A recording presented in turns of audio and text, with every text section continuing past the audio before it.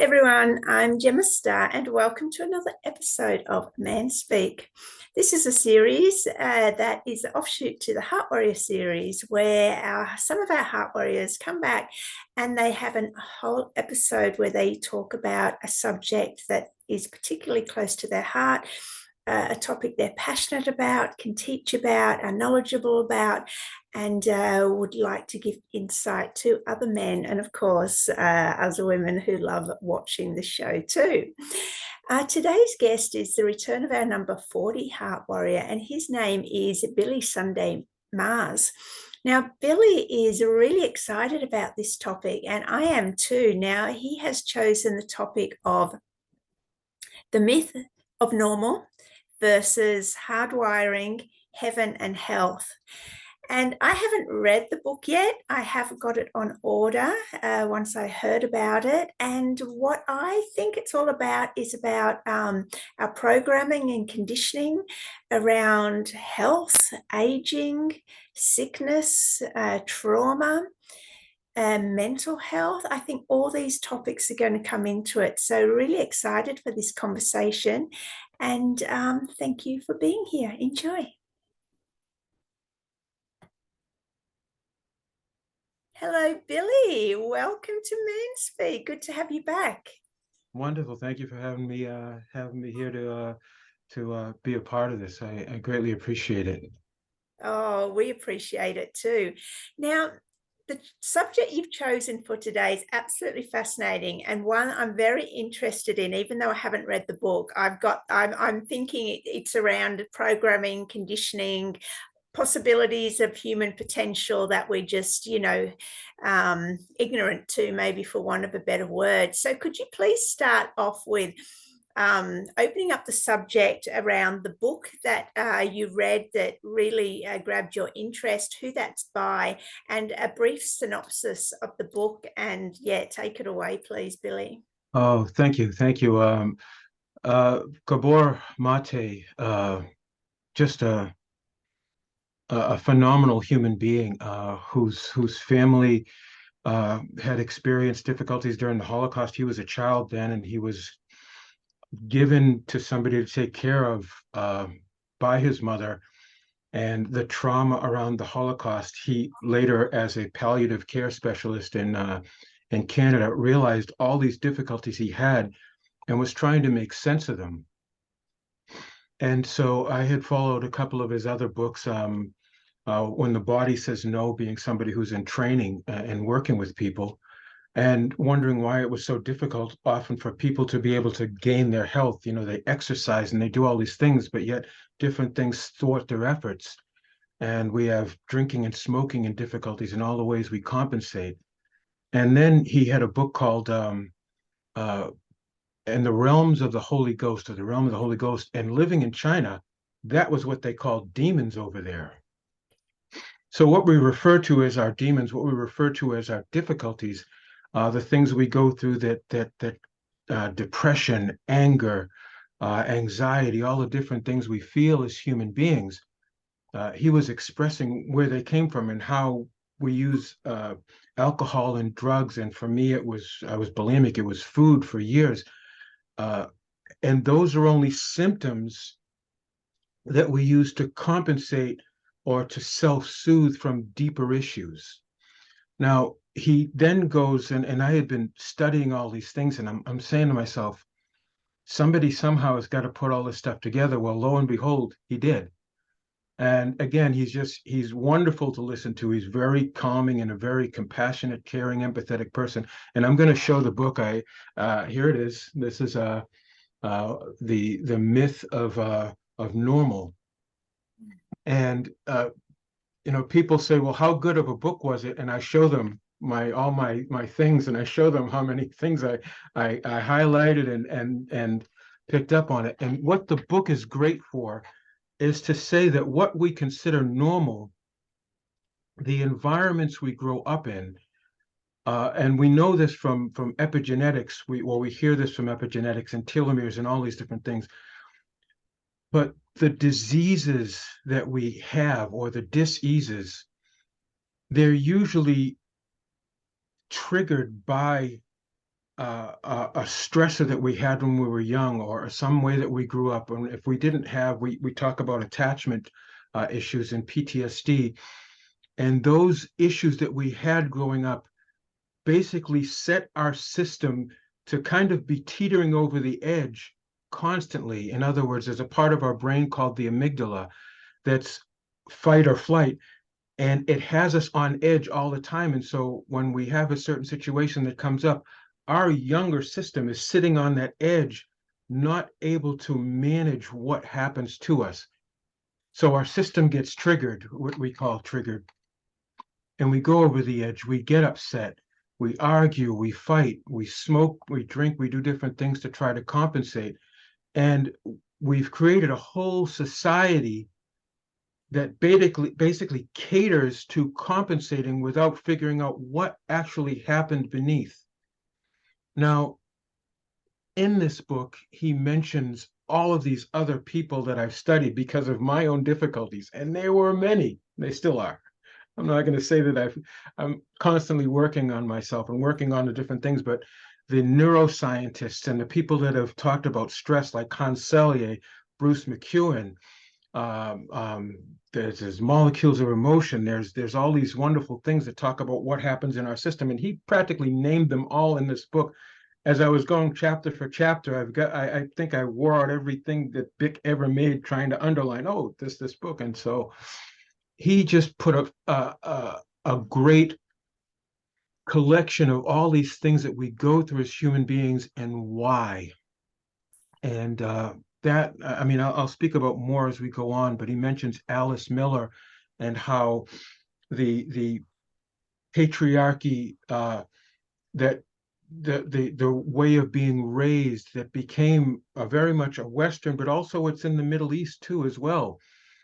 And we get this hardline way of raising children that sets our system up to be the word I want to use, because it's hardened and have less compassion, because the areas of our brain that are designed to be compassionate are underdeveloped or damaged because of the trauma. So when somebody says, oh, just love, I talk about computers often. It's like that program to just love or just be compassionate wasn't downloaded. You can hit enter all you want, but it's not going to be there. So it's not that people aren't compassionate, it's that they can't be. It's not that people aren't empathetic, it's that they can't be because it wasn't modeled for them. And their system didn't develop the capacity or develop the parts of the brain that allow them to be that way. Does that make sense? Definitely. And what's just come through is that for those people that love wasn't modeled, they fill that gap through external sources like Hollywood to find out what love is, or, music industry, entertainment, computer games, whatever. Look, obviously a lot stems from all our childhood, especially the first 7 years. So I was fascinated that you opened up with this, and I'm sure it's a topic of interest to all of us, parents and non-parents alike, because we've all been there and we can reflect on our own childhood. Is this a good place to start? I mean, you've obviously got probably a direction that you want this show to flow in. Is that a good place to start, or please just take it where it needs to go? I would like to let you feel out for what the people that you, maybe your audience might need. That's the main thing, is how can I be like we talk about, how can I be of service? And I want to hear first. Listening is important. So I want to listen first and then see how I can bring this to people, what they might need. Okay, thank you, Billy. Well, let's start with the childhood then. These first 7 years, what else can we expand from the book? What else can we bring into this awareness? Like you gave the example of love and compassion, and hopefully I was right in saying, if you don't know what that is, you fill it with external resources. And on the greater scale, the Matrix are very good at this, shaping our reality into exactly what they want us to believe: love, health, longevity, everything is. So Okay, let's talk to this. If we weren't modeled love, let's start with that. How do we go about learning what love is? Oh, ah, love. I mean, the subject is the topic is so.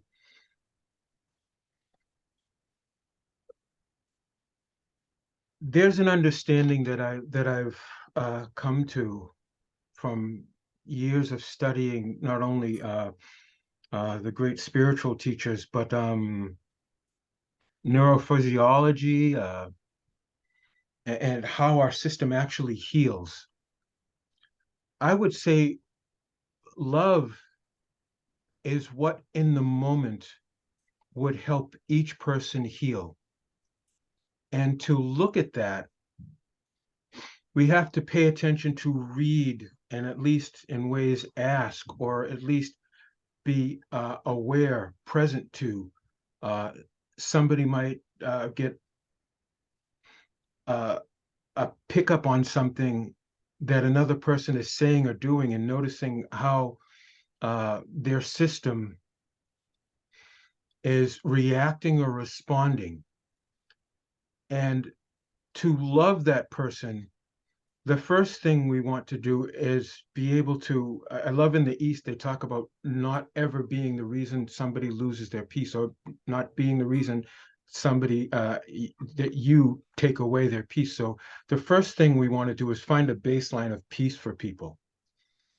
And joy, if we have that, if we have joy without a baseline of peace that we can fall back on, then the joy is not a real joy. Uh, People, for instance, go to bars often and they'll try to be happy hour, but it's more a compensation hour. There's a great saying that addicts don't do what they do to feel good. They do it to not feel bad. And as long as they're doing it to not feel bad, they'll always, that's that hole in the soul we're talking about that people may have. So to love somebody, especially somebody we're in relationship with, we have to really open that space up for that person to talk, to express. In fact, that's what the word Mashiach actually means.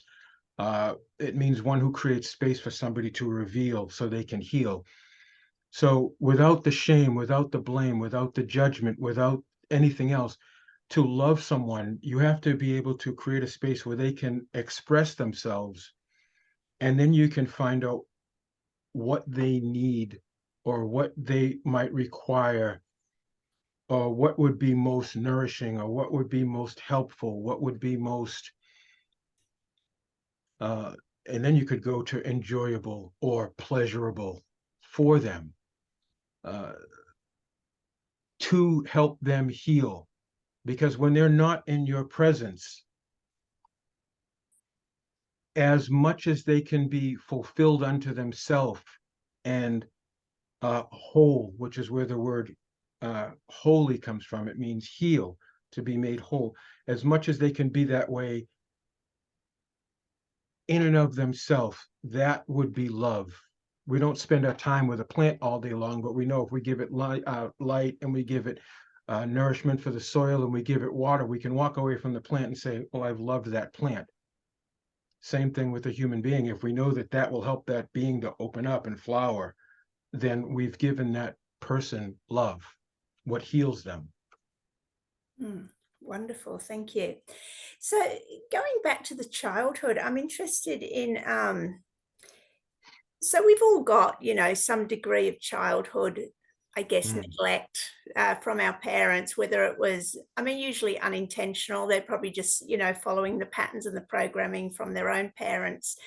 But how do we start with healing what you referred to as the edge? Was it like being on the edge of Oh, yes, yes. disease or trauma or something? How does one start acknowledging and healing that within ourselves?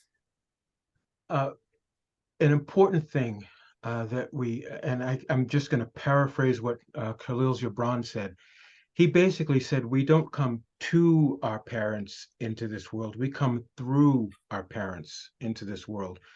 And according to what they've already given us genetically, according to how the father, if there was one around, treated the mother, she, through the umbilical cord, is going to send signals of how that child's life has got to be carried on. So the first thing we can do is, if the woman is pregnant, the primary male partner that's there, by all means, do everything you can to make sure that woman has no stress, as little stress as possible, as much joy as possible, because that also goes into the child. If, on the other hand, that doesn't take place, if by chance the woman ends up a single mom, and if she's stressed, then her signal to the child is, the world that you're coming into is unsafe. So we have to create a system that's on guard. Now, that's basically already strategically creating an ego, or what we call the strategic adaptive defense system, aka SAD. So if the child already comes out having to do that, then that means that the areas of the nervous system that watch over, let's say, monitor and manage the fight flight center, that's not going to be developed as much, or it could be damaged. That's what happens with football players in CTE, that part is damaged. Likewise, the amygdala, the fight flight center, is going to be enlarged and overdeveloped, hyperactive. So the person is going to be on guard, teetering on that edge.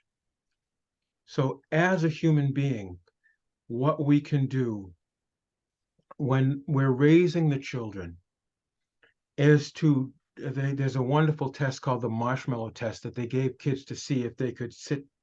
They said, we'll give you one marshmallow, and if you can sit, we'll be back in 15 minutes and we'll give you two.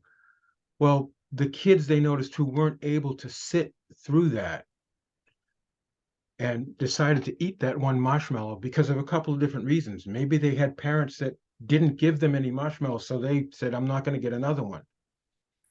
Maybe their system wasn't developed enough to be able to not eat it. And they noticed that kids would find different ways. They would play games, they would sing, they would do things to distract themselves, or they would sit on their hands and they would do all these different things to try to avoid eating it.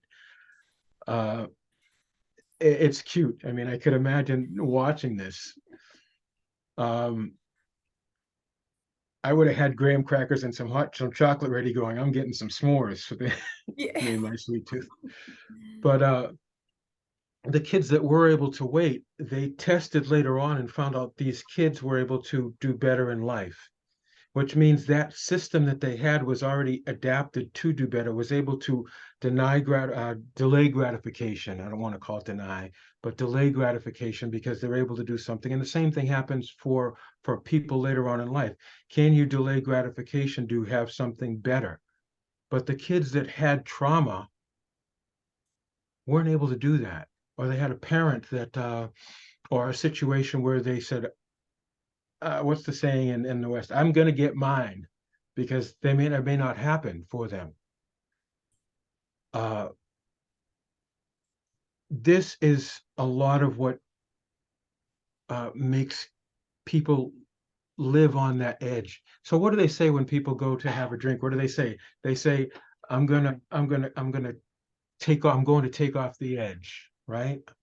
Or they're going to take a pill to take off the edge. Well, they're on that edge. That's the edge they're talking about. Their literal physiology. Now, here's the terrible thing about it. And I'm going to hold up another book.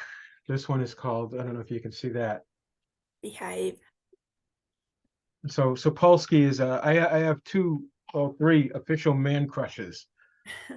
These are my guys. Robert Sapolsky, he's the neuroscientist that teaches up at Stanford.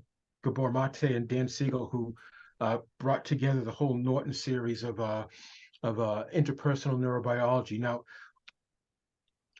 why I say neurophysiology rather than just neurology is because physiologically, when we get upset, and this is why we feel anxiety, this is why we feel tension, and there's so much that goes into it. It's just okay. So I get excited about this. It's just the what's called glucocorticoids. So we get excited or we get upset. We get adrenaline. Now, cortisol is what comes in to try to get the adrenaline out of our system. If we're upset, our system perceives it more as a negative stress. And so the interpretation of it being a negative stress floods the system with more glucocorticoids. Now, what does that do? That shuts down the thinking part of our brain because it says you're running away from a saber-toothed tiger. This is no time to recite Shakespeare. This is no time to wonder anything else. If you don't get away from the saber-toothed cat, nothing else matters. Now, we can read some mail that's bad, and those same things are going to occur. We can have difficulties in our lives, and those same things are going to occur, and it's going to compound. And the part of the brain that's able to think isn't working. Meanwhile, the amygdala is increasing in its size and its output. Now, here's the scary thing for guys. We have fight flight, and we have testosterone. Now, there's areas of our nervous system. Testosterone does not make people more aggressive. It makes you more of what you already are as a guy. If you're sitting on a mountain doing meditation and you come down and they give you a shot of testosterone, it's like Robert Sapolsky says in the book, it's really funny. He says, you'll have a bunch of guys that if they give them testosterone doing competing to see who can do the most random acts of kindness, as opposed to the guy who's already got a system that's not trained like a monk would do, or somebody who meditates, or somebody who does yoga, which yoga is another subject I'll explain. It's not the postures, it's what happens because of the postures. But we're training our system to sit with the discomfort, to wait out the adrenaline and wait out, if we can, the parts of the brain being offline like a computer, so we can calm the amygdala, or better still, we can prevent it from getting upset by how we've trained our system to see and interpret.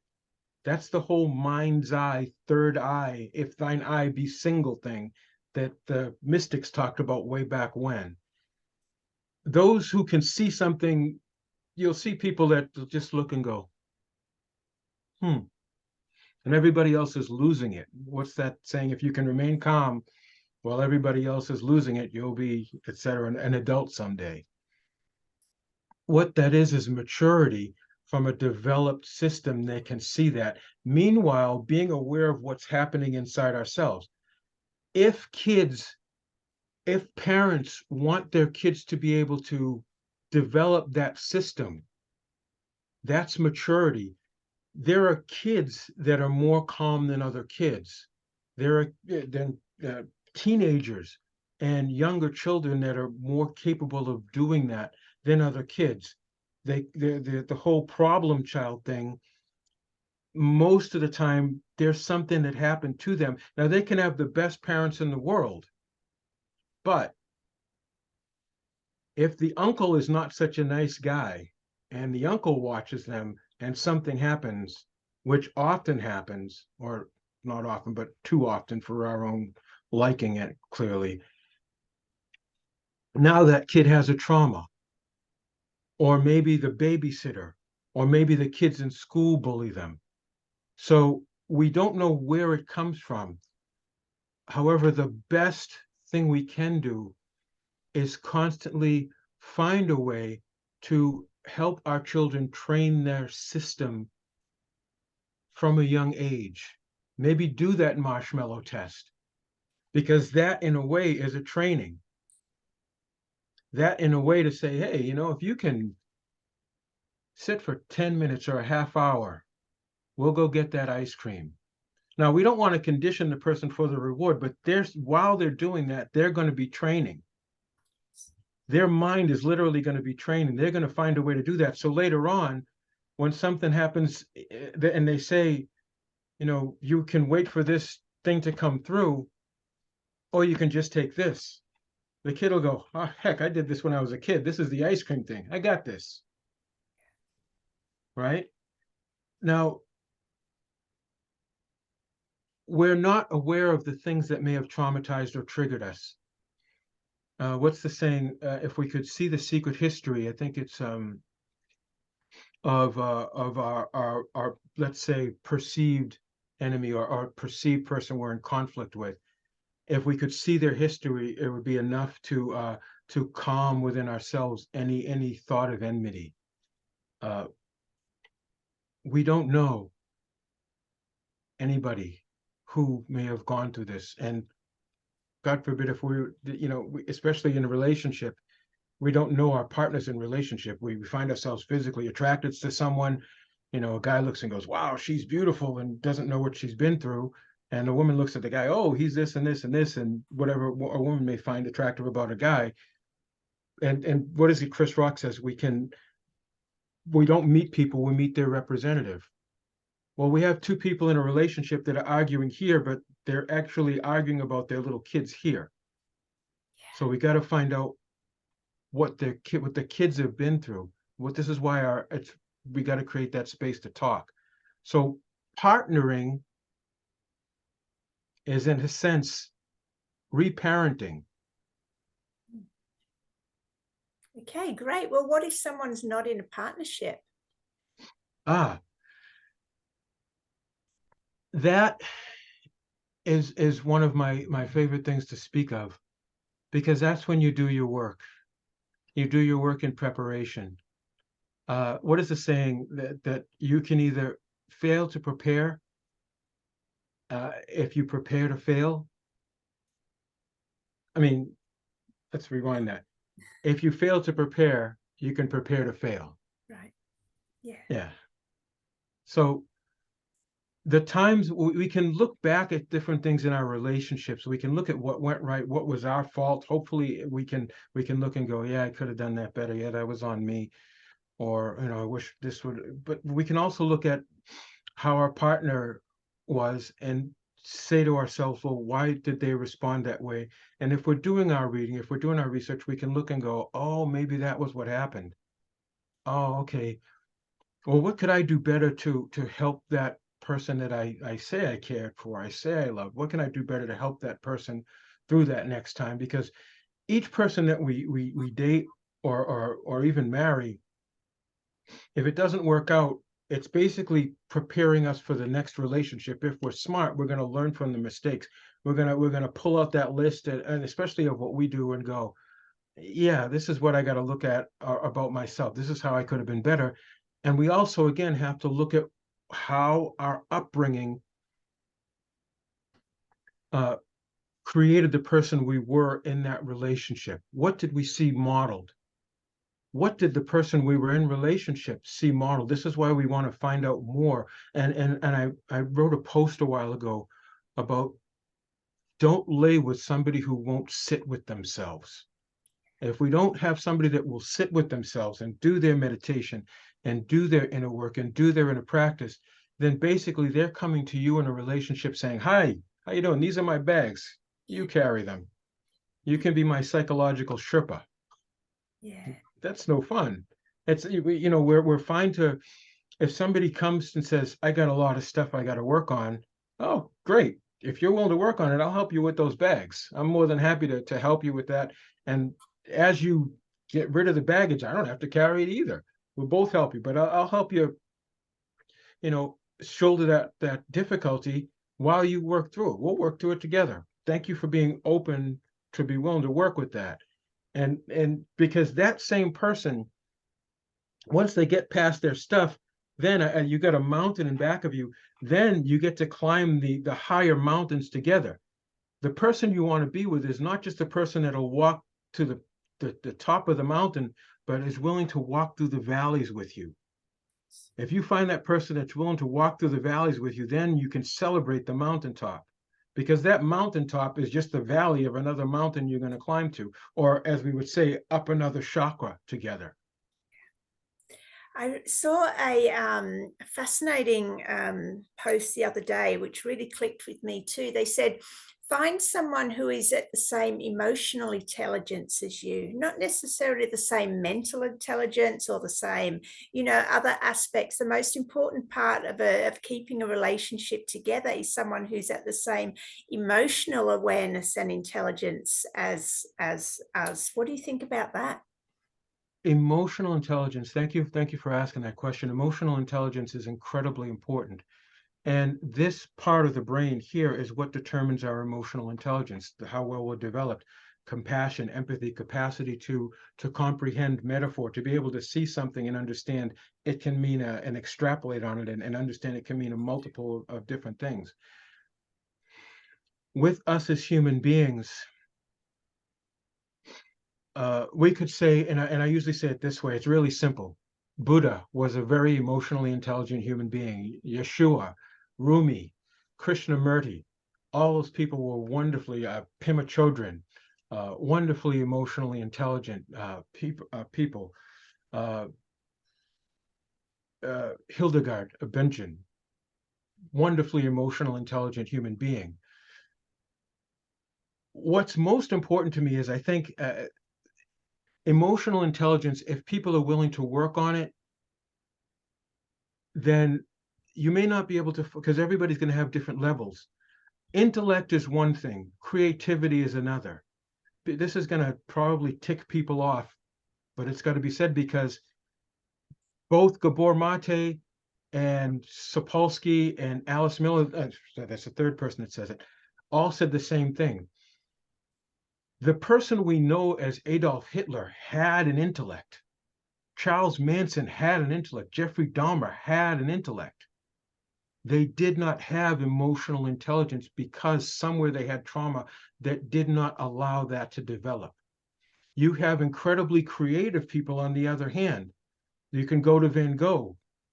He had incredible creativity, but look what he did. We have people that are wonderful people that, because they don't have the capacity, or they're highly sensitive people, so they have a great emotional intelligence and empathy on one end, but aren't able to deal with the overwhelm that comes from that. There's another, let's see, where is it?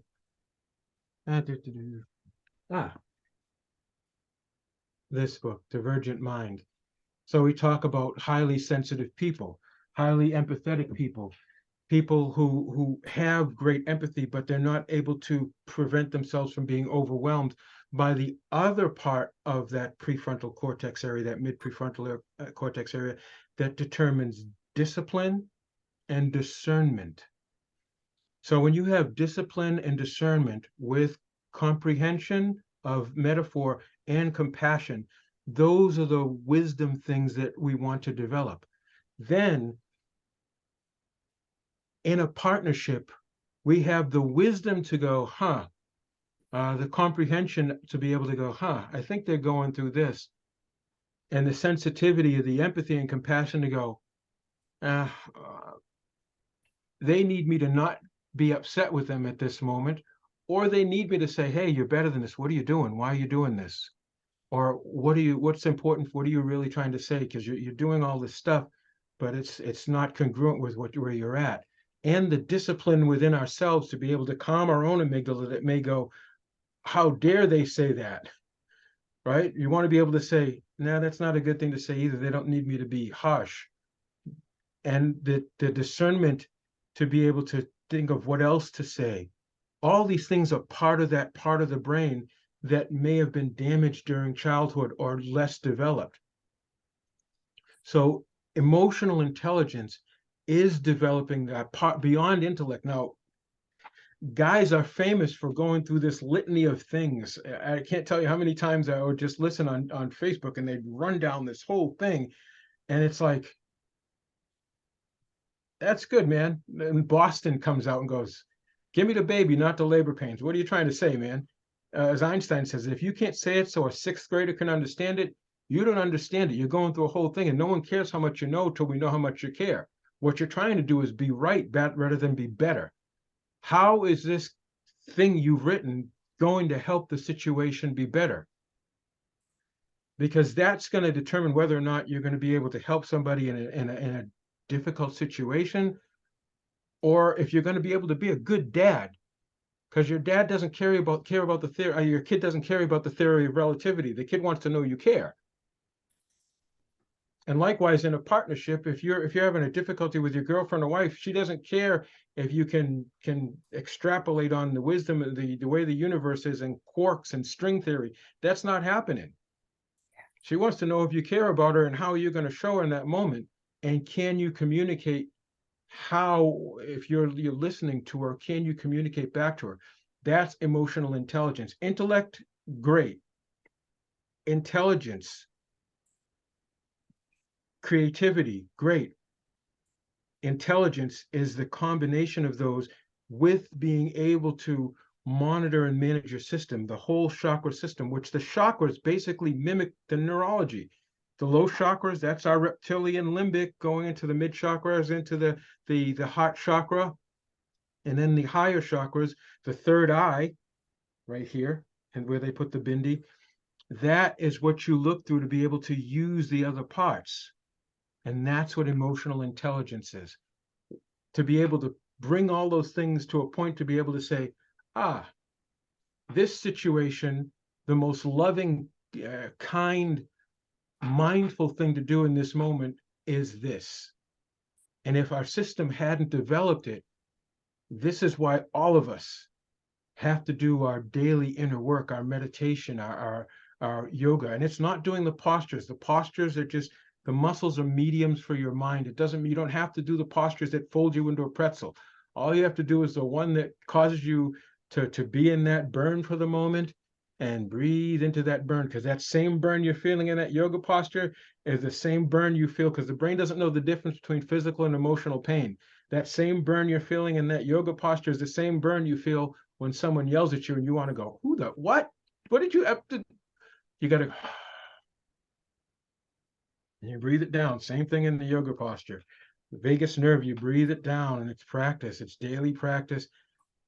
When I train people, when I do physical training, I call it working in while working out. I don't waste an exercise. I say, well, what do you want to work on today? They go, oh, I got to work on this. It's not perfect. We'll work on that muscle group. And that muscle group will be their yoga for the day. And we work on it, and they'll develop it, and they'll breathe into it.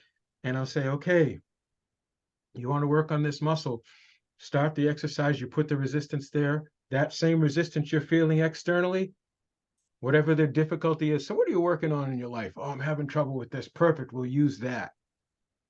You know, my kid's saying this, or they want to do this, and my wife said this, or good. Let's use that. Because and I'll have them maybe do a push-up and say, the push-up position is supporting the resistance. You're not trying to go fast and move through things. You're there supporting the resistance. Or maybe they're on a bench press and you're supporting the resistance so you can look. Oh, it's not comfortable, is it? No, it's pain. Yeah, but you got to hold that resistance, and because that's them giving you their information, and you got to deal with what's going on in you while you're supporting them. And you got to breathe, man. You got to just breathe, and you got to smile. I usually have them smile while they're doing it, to which they give me the dirty, they give me the evil eye. I'm lucky I still have eyebrows, because they sear my eyebrows off. But that's emotional intelligence, because emote means to move. It also means to be able to sit still when you need to. So good. Thank you, Billy. Let's get back, because we could go in so many different directions, but I think if we can get back to the topic of the title of the show. Now, the first part is the myth of normal. Yes. Briefly, what would you interpret the myth of normal of humanity as being? What have we been programmed and conditioned that is normal? Oh goodness, yeah. The trap of what we think is important. I joke often with men and women. People talk about relationships, and basically what we're not chasing after the person in relationship. We're chasing after, like a duck with the decoy. A guy can decoy and say, I've got all this stuff, but he's got $10 million in debt, but he has the house and the car and everything. And the woman says, wow, he's the man, and he's, takes care of himself and all this stuff. But it's all a lie. And God forbid, women doing all this stuff to themselves, with having all this stuff done to them. And, some people, God forbid, if a woman has breast cancer or something and she has reconstructive surgery, and because we want her to feel good about herself, if she wants to do stuff to feel good, okay, she can't let that be the reason why she thinks the guy will like her, because that'll all fade. So the myth of normal is our environment, that even still, that all the drinking and smoking and all the stuff we do to cover up, that's what we've created as normal. And it's keeping our system dealing with supernormal stimuli. It's keeping our system dealing with constant distractions. It's keeping our systems with terribly unhealthy foods that are causing inflammation, that are causing us to gain weight, that are causing us to, and let's say better still, body fat, because weight is not a problem. So when people say lose weight, I say, well, take off your shoes, you lost weight. When people get on a scale, they start taking stuff off. Everything comes off. Put this down. It's like, oh, that's why scales are for fish. Scale can't tell you how healthy you are. The normal part of it, or what we perceive as normal, what we want to do is, and I mentioned it, I was an exotic dancer, erotic dancer, stripper. The way I say it is, we got to just strip it all down. Who are we as our naked self? Who are we on a Sunday morning when we got our sweats on and we're sitting there reading a book? To me, I think the most beautiful thing, a woman, when I look,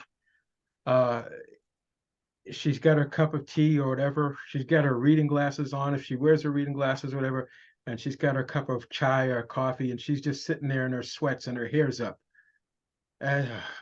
Wow. Yeah, there it is. Right there. That's what I'm talking about. Because we know she can get dressed up, somebody can clean up well. But you're only going to see that every once in a while. That person that you see sitting over there on the couch with that cup of, you can go and sit and talk to that person. You can have the deep conversations, and you can still be with that same person at 3 o'clock in the morning and have deep conversations. If you have wonderful intimacy, you want somebody you can cuddle with, and the post-coital cuddling, that's what's beautiful. And you can talk about things, and all the wonderful chemicals are floating around then, and you can talk about the deep stuff, because then you're in a, we don't even want to say vulnerable, you're open then, and all that stuff. That's the normal that we have to get to, not about our stuff, because you can't see that stuff when you're sitting there in the dark. You can't see all that stuff. If you go to a cabin in the woods, you don't have all that stuff.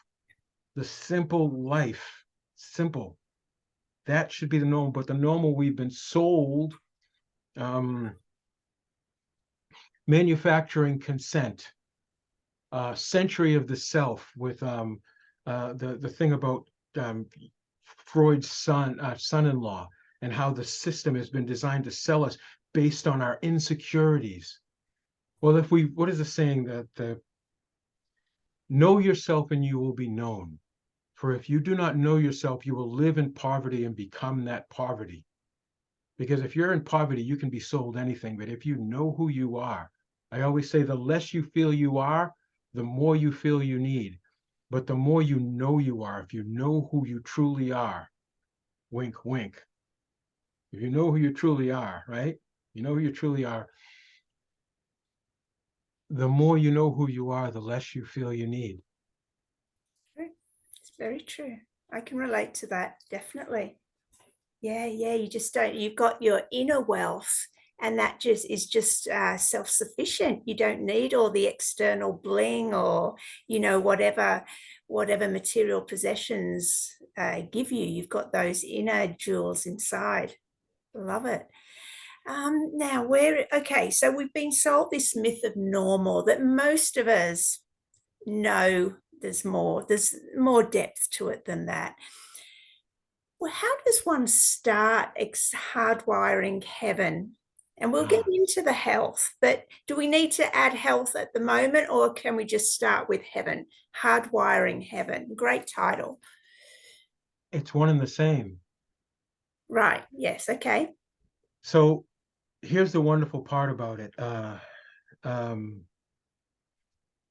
Heaven, it's a psychological state and stage. Now, whatever stage we've developed to, we can fall to a state below that stage, and that state below that stage when we're hungry, angry, lonely, or tired, right? We can be, our neurophysiology goes off. We have the cortisol and the adrenaline, and that makes us feel anxious, and we can feel it in our body. And so we're at a stage below it. Or we can be elated and ecstatic and above it in a state above that stage. Well, once we know that state above that stage is there, this is what we want to make our new stage of being. So climbing up the chakras, developing ourselves, fortifying the lower chakras, fortifying those other ways of being, hardwiring heaven. And I laugh because Jung also said, which was beautiful, he said that Jesus, and we could say Buddha or Rumi, they weren't the exception, they were the example. And the whole point of it was to say, use these training methods to solidify your subconscious, whatever trait you want to be or experience, you want to hardwire that into your subconscious.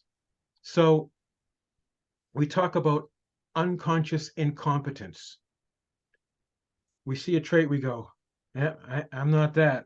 Like I talked about the monk last time that was standing out in the rain, going like this with the bowl in Japan in the middle of rush hour traffic. And he's just, and I go, nah, I got nothing. I haven't got that. No, I can't do that, but I want to be able to do that. I want to be able to do that when somebody acts a certain way towards me, to not go Boston and, you know, get ready to duke it out with a person, or kung fu or whatever. What good is that? That doesn't help anything. So I want to be able to set myself up to do that. So I go from unconscious incompetence to now conscious incompetence. Now I know, wow, I haven't got that. Before I didn't realize, oh, wow, that's possible. Didn't know someone could do that. So now I know that's possible. So now I've got to do the work, which was basically what the Shaolin monks taught me to do, was to make myself competent or more competent at that. The problem is now I'm consciously competent to that, which means I'm consciously competent, which means at some point I can have something happen, and now I'm in another state and I'm incompetent again. But if I do my daily work, I get better and better at hardwiring that. So now I'm unconsciously competent at it. Now it's part of who I am, which, by the way, let's clear something up. With Wu Wei, the non-doing, the reason why it's called non-doing in Taoism, and I have to remind people, oh, I lived in China with the people that talk about it. Everybody in America has got this Taoist thing. Oh, it's non-doing. It's, well, you do and practice to the point where you're no longer doing it. As they said in Zen archery, it shoots. But you have to be willing to go through the process till it's, what do they call that? Being in the flow, being in the zone, right? That's when you're hardwired heaven. And they can call it hacking the mind. So the mind hacks. You constantly find something that you will feel will benefit you, will benefit your partner, a way that you want to be, that's beneficial for the whole, for the community. You then do the practice, Hebb's law, neurophysiologically. We can go through, if I want to develop my muscle, I've got to use a resistance on the muscle. I've got to create, and this is the interesting thing, I've got to create a micro trauma in the muscle. So I've got to break it down to build it up, which means in my mind, I've got to do what's called neural pruning of the old habit I want to get rid of, while as Buckminster Fuller talks about creating the new thing to replace it. Because nature doesn't like a vacuum. What is it? Nature abhors a vacuum. So I've got to create this new habit. I've got to work on this. Now, what happens? Hebb's law. What wires together, what fires together, wires together. So if I keep repeating this, the same thing with muscle, frequency, intensity, and duration, Hebb's law, attention density, quantum Zeno effect is what these things are called. And you keep doing that over and over again, the practice. And you'll notice sometimes it'll happen in out in real life, and you go, oh, okay, I'm stuck in traffic. Or someone cuts you off in traffic and you're like, okay, this is a good time to practice that. You become what you practice most. I actually now I'm a guy from Boston. They call Boston drivers massholes. Boston drivers are the worst. Out here in Berkeley, I actually got to the point where someone could cut me off in traffic and I'd go, man, that was a good move. That was pretty good. Love it. And that's what we're actually trying to do. So hardwiring heaven in aspects of our lives means we have to be able to look at what the trauma has caused in us, those triggers. And those triggers are the resistance. Those triggers in Aramaic, that's what shaitan is called in Aramaic. It's not something outside you. It's the negative things that we've built up over time. And that's the hell state within us, so to speak. That's what we call demons. In Aramaic, they know it's mental illness. They don't, that's why when different traditions called things different and made them into actual entities, that's where it all went wrong. If we understand everything is just so simple, it's so simple now, we can look and say, that was, for me, my dad died when I was 4, my mom when I was 16. If I had abandonment issues, I hate to say it, duh, of course. And I would say, well, okay. Well, they're not doing that. That's just their stuff, but I got to deal with my stuff. And if I can sit with myself and I am able to be quiet with my stuff, which is what the monks taught me to do, which helped me get by my addictions. As soon as I was able to do that, the addictions went away on their own because they're only symptoms. But we look at what he talks about in the book, all that stuff that we went through, all the stuff that Alice Miller talks about, how what she calls the poisonous pedagogy, which would go more towards the patriarchal because we see it societally. We see how males act in society with the misogyny and everything. What that really is, and what Robert Sapolsky talks about, it's displaced aggression. When something happens negative out here, this being that this happens, the negative happens to, it's kind of like the sausage effect. Now this person has to find somebody to pick on. So unfortunately, it's the wife or the child or the smaller person, because I guarantee you, if this person gets picked on and this person here is Mike Tyson, it stops there. They're not going after Mike Tyson. They're not going after Bruce Lee, but they'll go after the kid or their wife. And that's the problem. Now, again, there is no time when a man should raise his voice or raise his hand to a woman. So if the guy has issues, that's a good time for him to go to the gym, get some of that adrenaline out. It's a good thing for him to call home and say, hey, hon, I had a rough day at work.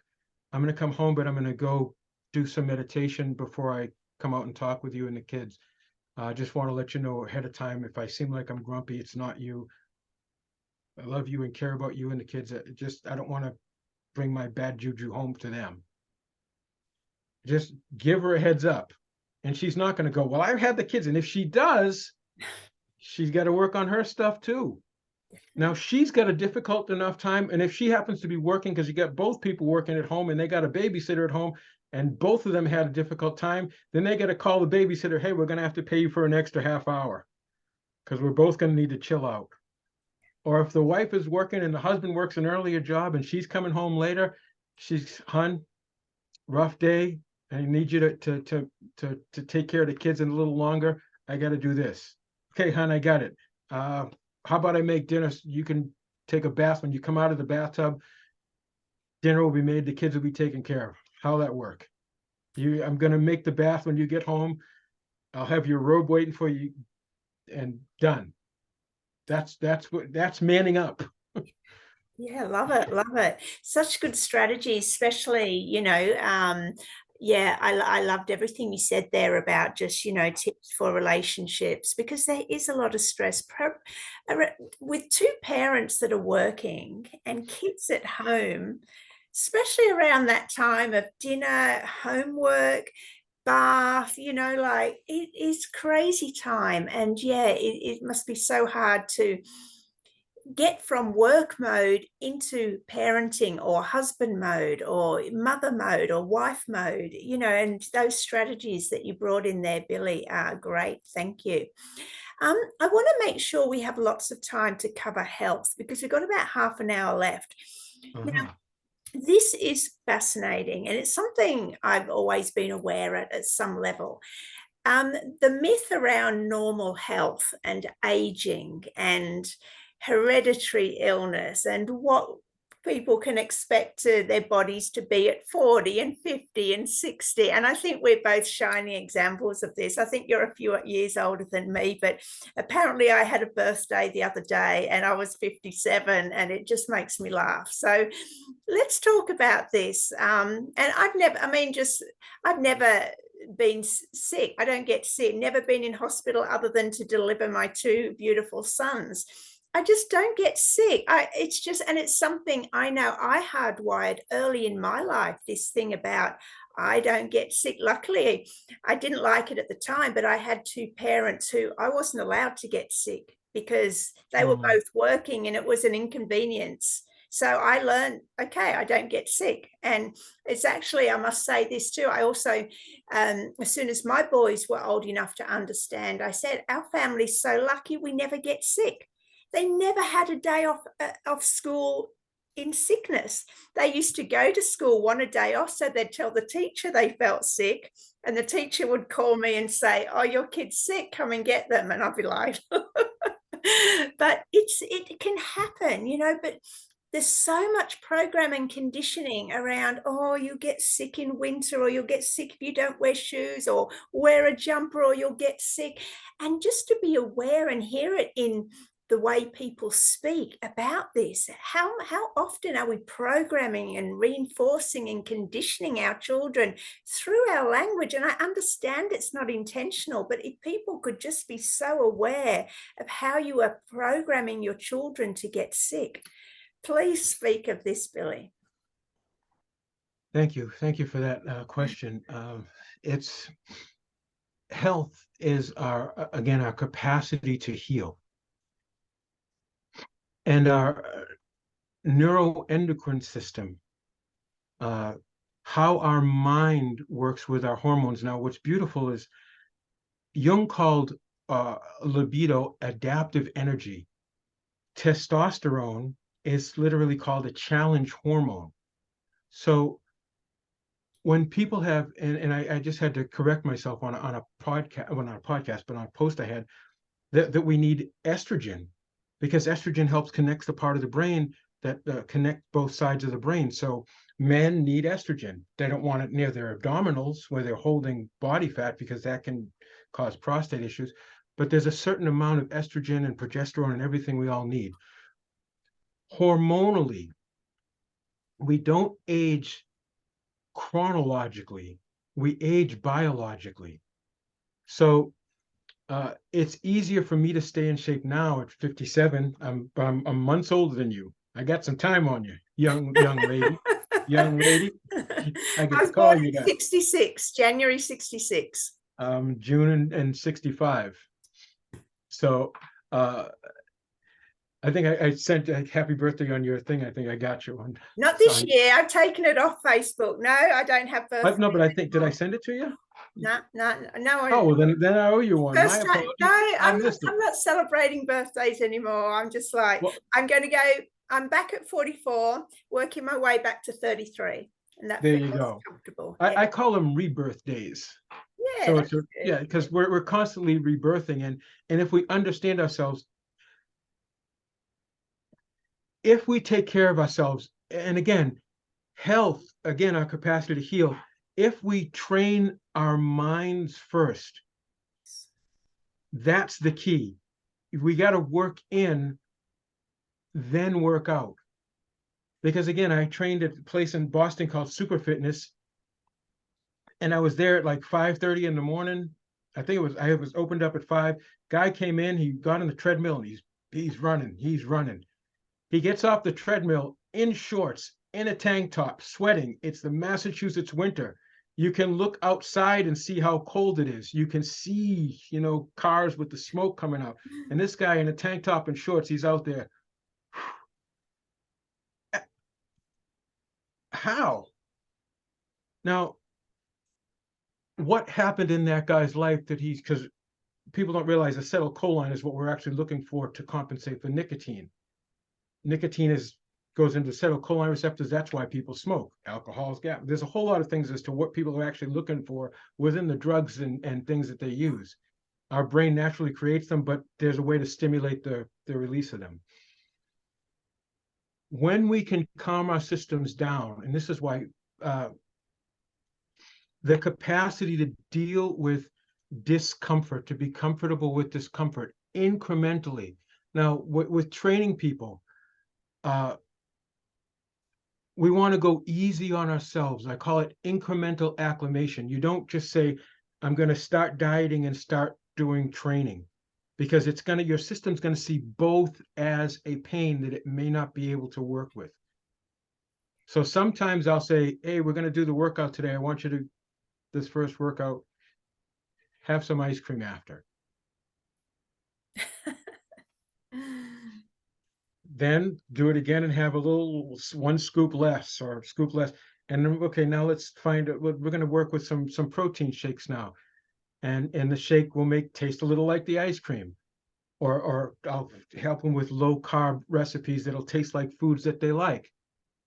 And as we do, because we don't want it to be a shock to the system, so it triggers them to go back and seek something to help them compensate. Because I can't tell you how many people training with people that, you look and you go, okay, they should be trimming down by now. And you go to their house and it's really wonderful. I have great relationships with the people I work with, where you become family pretty much. And so you'll talk with them and you'll go, I'm just wondering, if I opened your freezer, what might be behind the frozen broccoli? Nothing. Okay, well, there's nothing behind the broccoli. Well, what about up in that top shelf?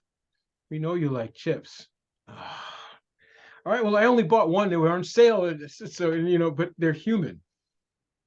Yeah, And they're so we help them. fooling themselves at the end of the day, aren't they? I mean, it's all part of the journey. You're Right. hiring a trainer, but you're choosing to not follow the protocol of the trainer. Okay, so let's look at that if we can. Yeah. It's not so, and I know it's difficult. You have more discipline. If the person doesn't have that, when I worked at the addiction center, I worked at an addiction center, and somebody would come in and we would say to them, we wouldn't say, it's stupid to do heroin, why would you do that? Or it's stupid to do cocaine, why would you do that? What we'd say to them is this, so we see you got a problem here with difficulty with cocaine or alcohol. That's actually a strategy you're using, an understandable one to help you beyond a certain pain that you have. Let's talk about what that pain is that you're using the alcohol or the drugs to compensate for. Likewise with the food, because again, with the broccoli thing, no one feels bad and has a bowl of salad. No one feels bad and has the broccoli. usually they have the carbs, which are comfort foods. Problem with comfort foods is they cause inflammation. Problem with comfort foods is they have sugar, and that causes most of the time the weight gain. And it's not just that they have it with the sugar, but they'll typically have it with fat too. And so it's high calorie that causes the problem. A lot of people now use the Atkins diet or the paleo diet or different things. But even if you go too high with fat, that fat can cause a problem too. So you want to balance it out. And the thing is, once you're able to stabilize your system so you can, again, back to that marshmallow test,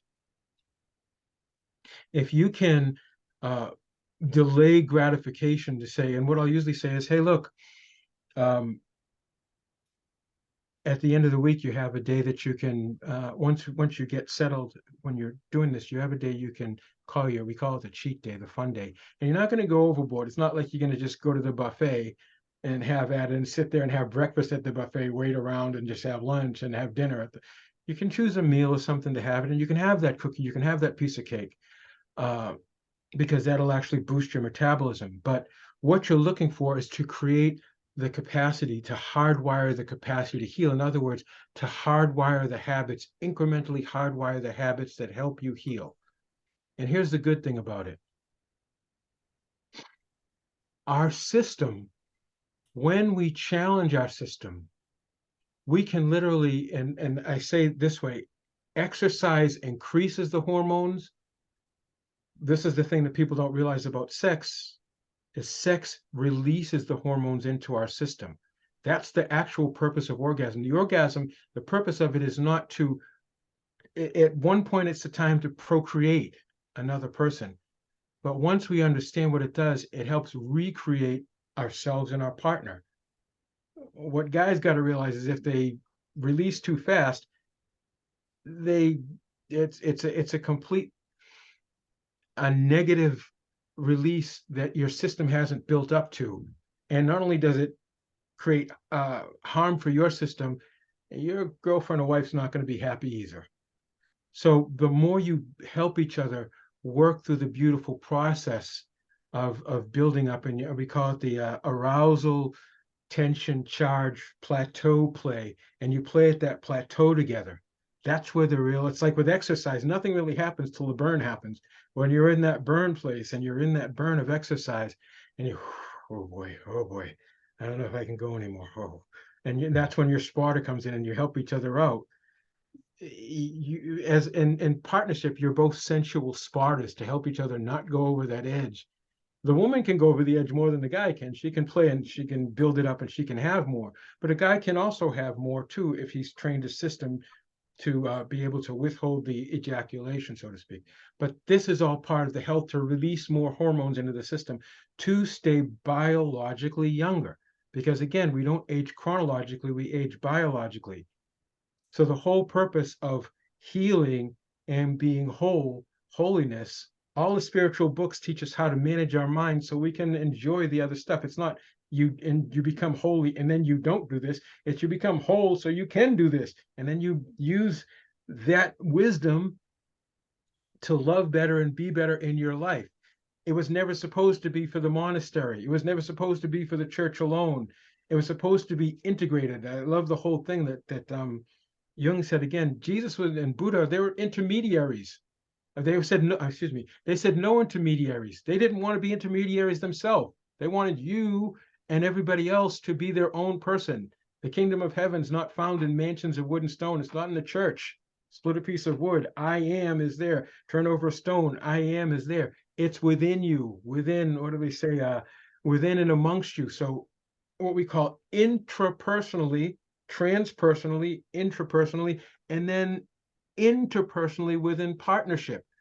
The wonderful, I call it the erotic and the intimate co-regulation of each other at that plateau play. Or when you're miles apart and one person says, hey, I'm having a rough day. Okay, I'll help you calm down. That's why you call me. I'm here. I tell guys, you got to be your candy man and handyman. You got to be able to deal with everything. That's what you're there for. That's what you sign on for, man. You're up. And if she, and likewise, an evolved woman can deal with an evolved man's vulnerability. if the guy is going to go out and take the slings and arrows, if it happens to be that type of couple, then if he comes back and has a rough day, it's like if he literally took slings and arrows, she would be the one bandaging him up so he can go back out and fight for the family again. But if he comes home and she calls him a wimp, I just got shot. What do you mean? And you're calling me a wimp because I'm talking about this? Well, he's got emotional issues that stuff comes up. Now, the thing is, he doesn't let that overwhelm him. He says, hey, hon, I'm hurting. Now, got this happen in my life. This is what I'm going to do about it. But at the moment, it's got me all screwed up. Oh, what do they call it? Being in your feels. Yeah, he's not a sociopath. Be glad he's not a psychopath. He has feels. If he isn't, he's Jeffrey Dahmer. And he's not going to make you dinner. He's going to make you dinner. Yeah, so good, Billy. That's great. Just insight into the masculine and the harmonics with the masculine and the feminine. And of course, there's been a lot of talk about male vulnerability, and I think you just wrapped it up so beautifully with he has to have a soft place to land, right? Yeah, that's I trained. I've been in the gym since I was 12 years old. My uncle decided I was going to box, so I went in there and started doing work with trainers and so I got to see people do bodybuilding and Carla Dunlap, who won Miss Olympia. She was just before Rachel McLeish and Corey Everson. She was, during that time. So she taught me about exercise too. So we learned about diet and stuff like that. But we also learned that you have, and I'm a club person. I'm out in the clubs all night long. I went out 6 nights a week. And she used to say, I'd get there tired and she'd go, this isn't working. And I'd go, what? She goes, you don't give yourself time to repair. You got to sleep. Otherwise, you don't repair. You work out, and if you don't repair, you supplement, you repair. Otherwise, no good. Now, I didn't want to be a pro bodybuilder, but I wanted to understand the process so I could be a better trainer. So the repair time is important. That's what each other is for. Going back, it's like a couple's cocoon. It's like a second womb that you provide for each other. If you can't bring the wounding to each other, it's because it's not like he's saying, I'm just going to sit here and do nothing. It's like, no, I need this moment to be able to say this so I can, because it's either I come to you or I go to the bar. Where do you want him? Do you want him sitting at the bar, or do you want to be able to talk to you? What is it saying? There's more problems than answers in the bottom of a bottle. He's either going to turn to you or he's going to turn to the bottle, because somewhere in his life, what's called somatosensory affect deprivation, his parents didn't give that to him. And there's a great story about an addict who was asked, he had a big career and everything, and they asked him, they said, hey man, why are you out here doing heroin? What's up with the heroin? He says, the heroin's the hug my mother never gave me. Oh, so the 5, I think I have it here somewhere. Aha. I know the term book slut. Yeah, okay. I admit it. I don't know if you can see that. There it is. How to be an adult in love. Okay. Yeah. So he has another thing that he calls how to be an adult in relationship. And he talks about the 5 A's: attention, appreciation, acceptance, affection, and approval. And to that, I'd add acknowledgement, because an acknowledgement is more important than a compliment. If we don't need that all from our partner, but we need 20% or so. Yeah.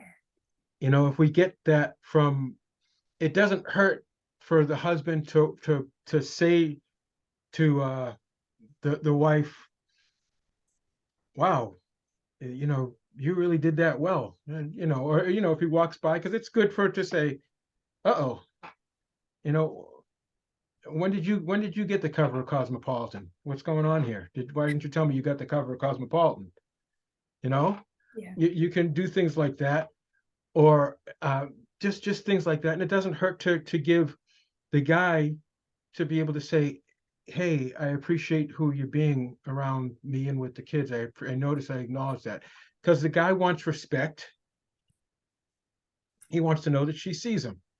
And there's a lot that happens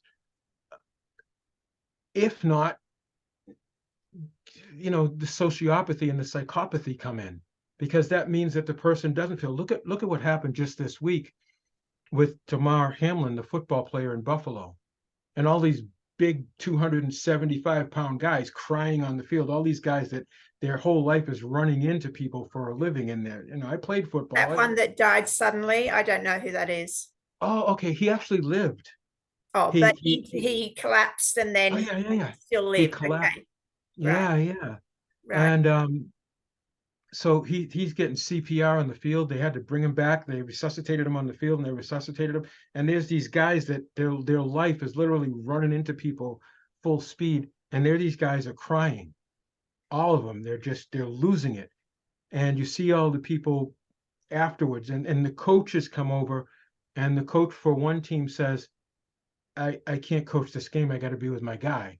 And the other coach says, yeah, I got it. So he says to his team, this is done. We're not. And they went and talked to the league. And it was what we need to be able to do as human beings, to be able to see and acknowledge. Now, these guys are playing the toughest sport other than being in the military. And it's equated to the military often. But if these guys can calm down in that moment and see and look across the field at a team that they're all psyched up to try to run these guys over, that's their job.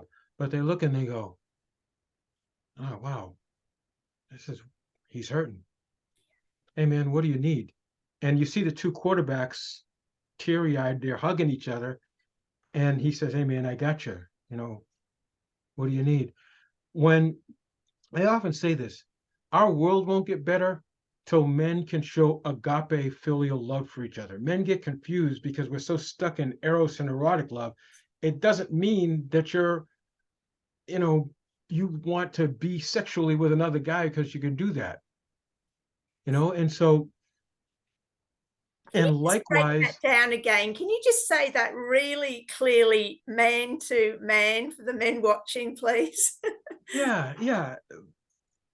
Our world can't and won't get better till we realize we are our brother's keeper, till we can have agape and filial love for other men and go, hey, man, I love you, give a hug. And, I had my best friend at the time, Howie. We used to play guitar and play bass. We'd do songs. And he'd come up and I would kiss him on the forehead. Yeah, we did it. I'd kiss him on the forehead. And that was how, when we'd hug him, people go, we're wondering about you too. And it's like, no, we're friends. We care about each other. Something's wrong with you if you can't separate eros from that. Just go over that difference between brotherly love and not assuming that it's sexual love. Can you just really expand on that and talk to men who maybe are guilty of seeing two men having a hug and just automatically through the myth of normal? Oh, hang on, that's not quite right. Is there something else going on there? Can you just speak on that, please, Billy? Yeah, it's just a distorted understanding. It's the whole thing with the word homophobia. First of all, let me go over this way. I have gay male friends that hey, man, I love you. I'll give them a hug, but it doesn't mean I want to be intimate with this human being. It means I love this human being, whoever they choose to love. And someone asked me, would you go to a gay wedding? Or no, they said, what do you think about gay weddings? And I said, am I invited? And they go, well, if you aren't, then I'm not. If I'm invited, I'm not for it because I don't get cake. I don't get to, if I don't get to be there, then no. Damn them, they don't want to invite me. To heck with them. But in playfulness. But I'm still going to wish them the best and wish them love. Male, however they choose to show up in the world. As a male, your job is to, or not job, but your wonderful opportunity is to provide and protect however someone else shows up. You provide and protect for your brother. That's your friend. That's another human being.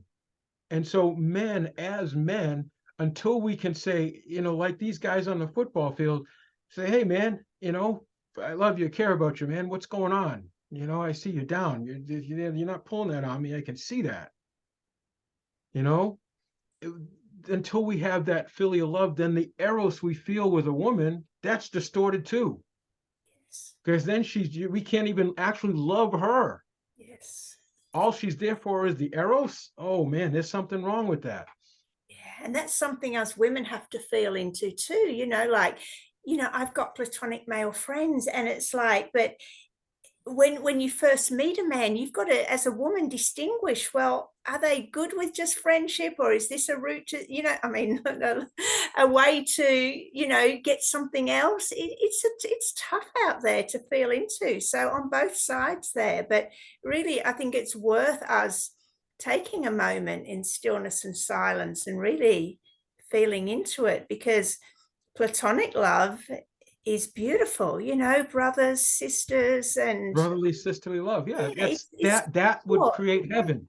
Yes, exactly. That would create heaven. Yeah. Having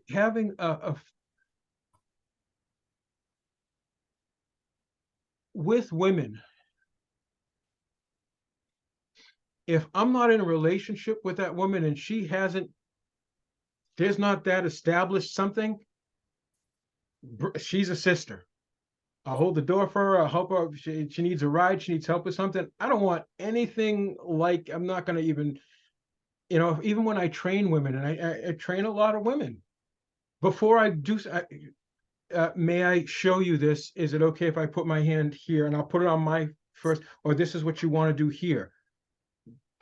She has to feel completely comfortable. And I make it clear. This is what we have to do as men, because it's our responsibility for her to feel safe. She's got to feel safe within herself and know that this guy, unless she gives signals otherwise, and even then, if you're not interested in her that way, you got to say, I love you and care about you. This is how it is. But the thing is, she's got to feel that if she has a problem, she can run and cry to you, and you're just gonna, all right, okay, all right, cool, all right, I got you.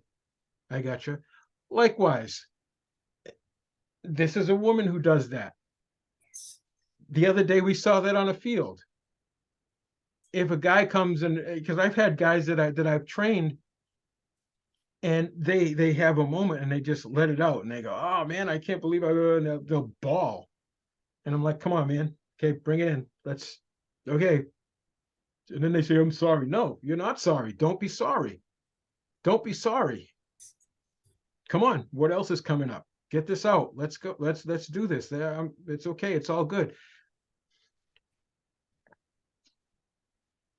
Brother, sister, these things, the agape has to come first.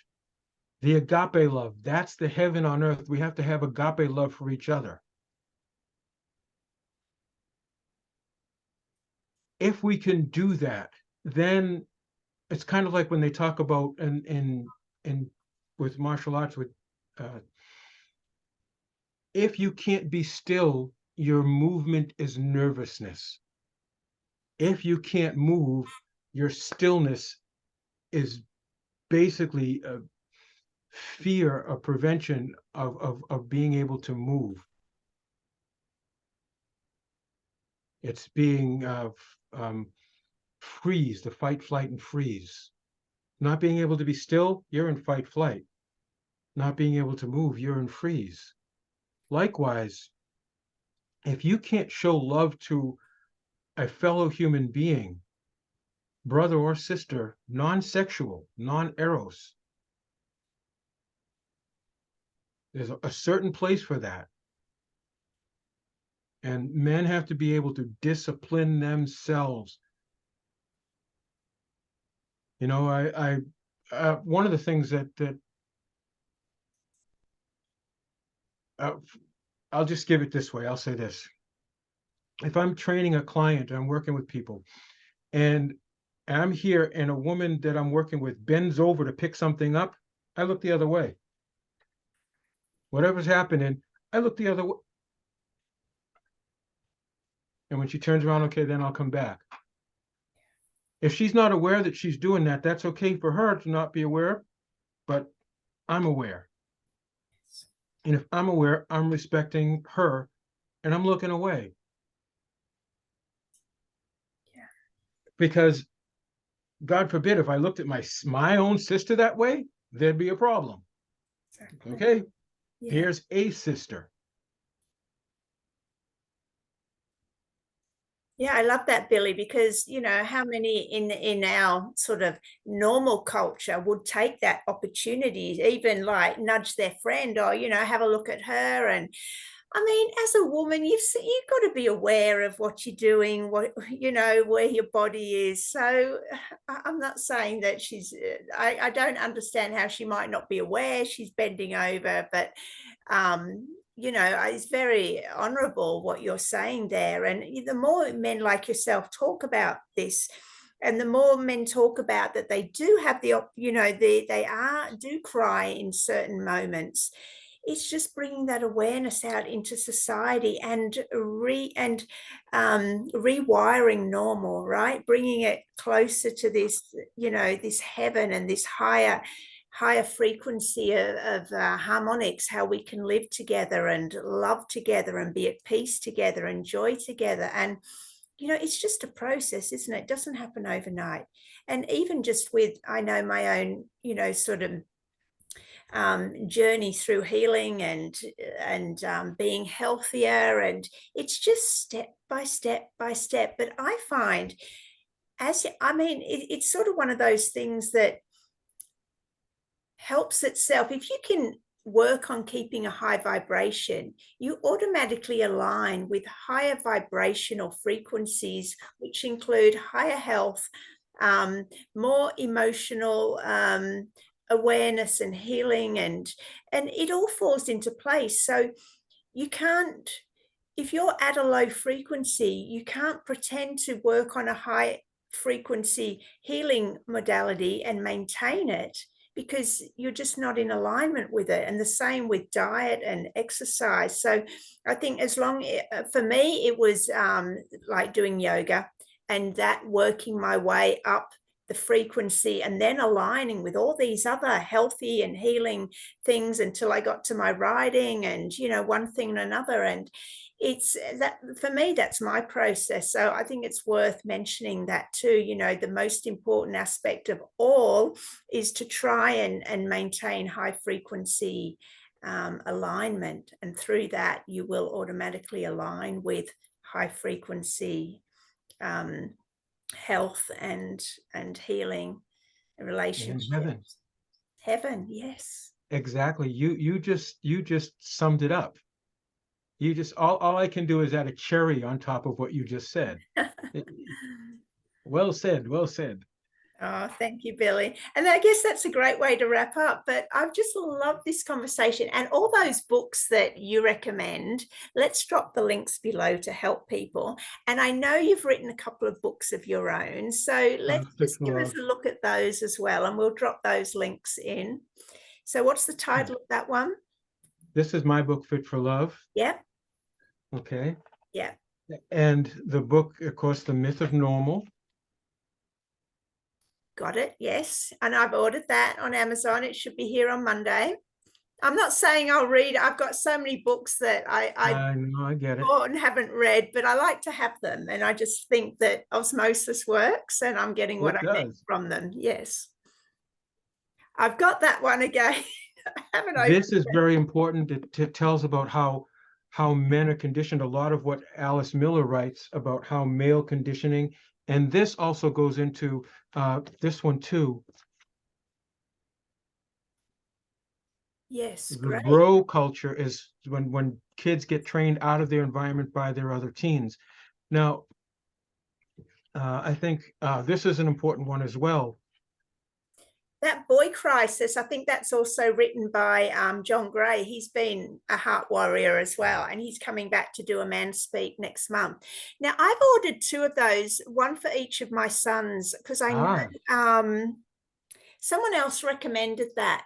It might have been, I don't want to say in case I get it wrong. One of our heart warriors recommended that book. So I bought 2 for my sons, but they haven't arrived yet. I think they must have to come from the States or something. But yeah. Which one, Boy Crisis or To Be a Man? To Be a Man. Yeah, he's very good. He has emotional intimacy and talks about a lot of emotional literacy and intimate literacy around it. And I spoke about him talking about how we as men use anger rather than truly feeling into our sadness and grief. Yes. Now, it's not that we can't have anger that is beneficial, because it can spur us to do something better, but we don't want to use the anger at somebody, because that takes us. You mentioned vibration. Vibration, literally, our nervous system, the more relaxed and calm we are, the higher our vibration. So literally, this part of the brain determines the more how well we're able to monitor and manage our system. Literally, it's just like you talk about uh, musical instruments. When we're in tune or attuned to our partner, we're going to the vibration. And if we're needing to co-regulate, we can go to the note higher of that same frequency, because there's an E and there's an E, but we're resonating to bring them back into tune. Likewise, wonderful teacher Neville Goddard, who talked about imagination and feeling is the secret, aligning our vibration, which became the movie The Secret, his teachings on that, about aligning with what we want. And then people said, well, what do you think about people in karma? Well, why do they have karma? And this is where we have to go. It's not because they're bad people, but because their system has been programmed to be in fear. Now we're either loving or fearing what we're attracting. And the whole point of original understanding of yoga was to allow us to have the faith to stand in posture, in alignment with what we want, rather than being knocked over. Can we be in faith with the vibration of faith? Can we be there with that? And that, because what was the saying? Your faith has healed you. He never once said he healed anybody. If we go back and look, so it's the faith and being in alignment and belief of what we want. We don't, it's not seeing is believing, it's believe it and we'll see it. We don't believe in it, we believe it in. We align with the vibration and we stay there. And a lot of stuff is going to try to push us off. Oh, you can't do that. A lot of our negative stuff's going to come up. All that myth of normal stuff's going to come up. And the more we heal our mind, mental muscle to hold that mental posture, that mental pose in alignment and saying, like the monk, that is what we're trying to do. So those are some good books. Okay, great. Highly sensitive people have a little more difficult time because their system picks up on something, so it gets knocked off easier. But if they can manage it, they actually become more Christ-like and Buddha-like, because they have the sensitivity along with the capacity to do something. We want to be this sensitive. Yeah, and reading these books, really, I mean, I when I had my big reading healing journey, sort of, through my 20s and 30s, I was reading other books, but they really opened the parameters of my mind as to what was possible. And I know some people don't like reading, but now you've got all the audio. You can listen to books. There's usually books being read on YouTube. You can listen to podcasts. There's so much. And, I mean, so many people, All these. spend their time sort of listening to maybe to fiction. And, if you could just shift that to nonfiction and just really start learning and expanding your mind, it's incredible how things shift, because this myth of normal is being sold in fiction, in movies and in fiction novels. Yeah, so okay, yeah. I was going to say they're selling it in No, the fiction I system. mean Okay, no, I got you. the actual myth, right? I would have been like, Whereas, oh my, no, don't say it ain't no, so. no, non-fiction, where you find that book, is what we want to start working on, expanding the realms of our mind and breaking out of normal and hardwiring with heaven, because it's there. It's we're both living testament to it, to come through the healing journey and be healthy and free. And it's just, it really is an inner job. No one can do it for us, and as hard work as it is, everyone's just got to step up and start somewhere. Daily practice, daily practice. And I get exactly what you're saying. The normal is being sold to us in the wrong way, what we're taught as normal. If I could, often I'm asked about where I get a lot of my inspiration from, and this is a favorite book of mine. I don't know if you can see that. Prayers for the Cosmos. Nice. Yeah, That. Okay. this actually talks about what the uh, Lord's Prayer actually means. Oh, It's about aligning. is This that is where all beloved, this is where you see it. It came from here when you see people using the poem about the beloved and all the stuff about softening and aligning with. That's what it actually meant before it became scripted into this little rigid thing. The is that actual the Aramaic version? Aramaic Ara- version? Aramaic? it's the Aramaic, yeah. Yes, I've It's heard beautiful. about this. Yeah. It's Rumi saying, it's basically because Yes. Jesus and Rumi spoke almost the same language. Yes, yeah, this is great that this is coming into awareness, and I've heard it now on a couple of different podcasts. So this is wonderful. Thank you for bringing that into awareness as well. So that's a great book. If you don't mind, we'll have all those titles and authors in the links, plus all Billy's links as well. This has been amazing and just goes to show, I mean, and we could have talked for hours on this subject. It was really hard to sort of confine it into just over 90 minutes because there's so many different directions within love, health, relationships. But I think we've given a really good broad overlay. And I just really want to thank you, Billy, for bringing this awareness to us and with your knowledge and experience and actually walking your talk, which is the most important thing, to actually be walking it and incorporating it into your own life now to share with others. So thank you, Billy. And thank you very much for having me. I always tell people that I'm thankful that they're willing to listen to a goofy dude like me, because I'm just a guy from Boston who was fortunate to have good teachers, and there's nothing special about me that everybody isn't already, and I just love reminding people how great they are. I'm thankful that I have the opportunity to hopefully do that for people, to say it's okay to get help, it's okay, and to do their daily work, and to be glad that we have this opportunity to be alive, and let's not waste the opportunity. Beautiful way to wrap up. Thank you, Billy. Thank you, everyone, for watching. And if you could like, share, subscribe, and I will be back. I don't know when. I think next week I have another Man Speak, another Heart Warriors in a couple of days. So I'll see you all then. Thank you. Thank you. Thank you. Stay on if you like, Billy.